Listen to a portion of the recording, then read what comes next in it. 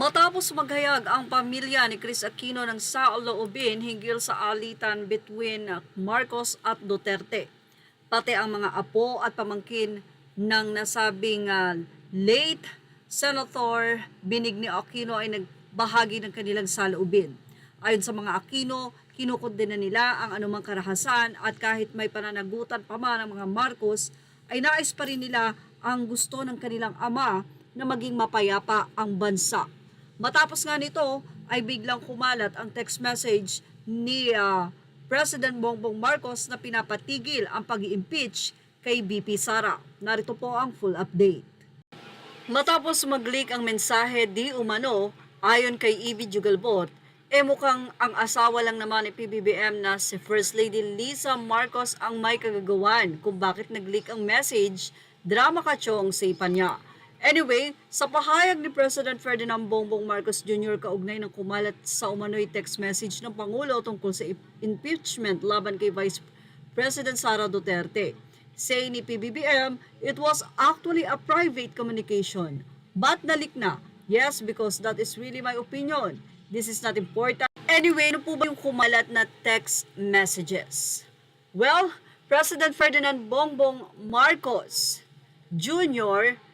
on Friday, November 29, 2024, so ngayon lang po yan, ay nag-urge sa House of Representatives na wag nang ipursu ang impeachment case against Vice President Sara Duterte.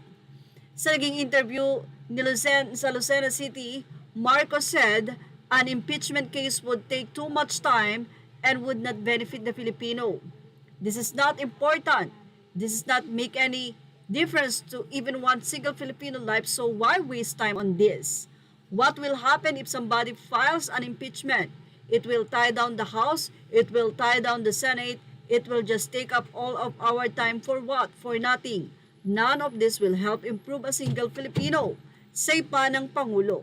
At nitong Huwebes, November 28, ang isang message mula kay Pangulong Marcos na ina-urge ang mga lawmakers na wag na ngang mag-file ng impeachment complaint laban kay Vice President Sara Duterte ay nag-circulate nga sa social media kung saan ay nag-leak.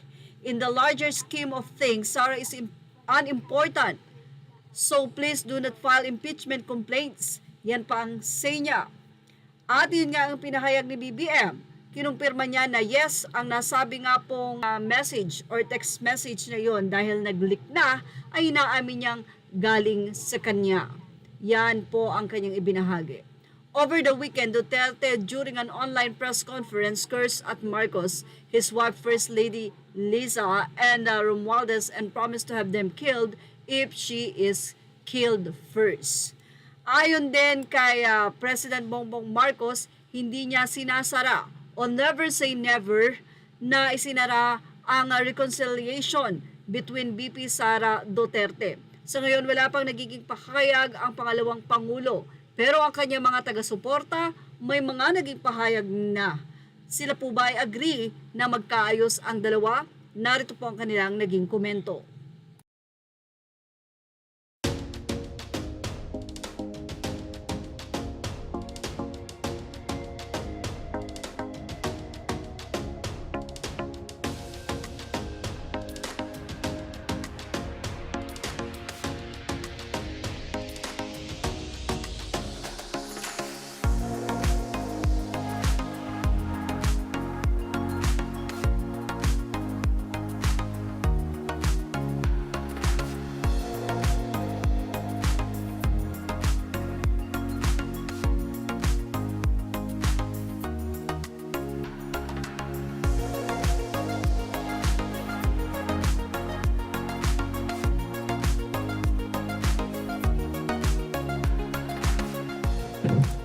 So ilang mga netizen ang naghayag ng kanilang galit, especially the supporters of Vice President Sara Duterte.